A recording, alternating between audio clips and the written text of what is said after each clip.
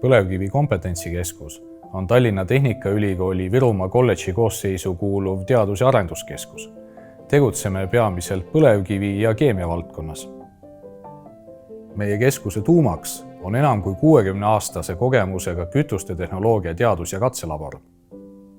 Teadmuspõhise ettevõtluse arendamiseks saab meie juures kasutada üürilaboreid ning keskuse teadurite ja keemiainseneride kompetentsi.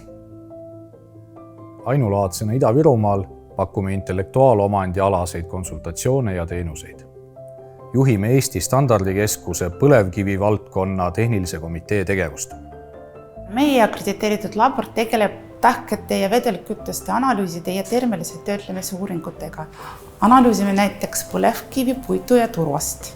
Gaaside ja vedelike segude komponent koostise määramiseks kasutame kromatograafilisi meetodeid.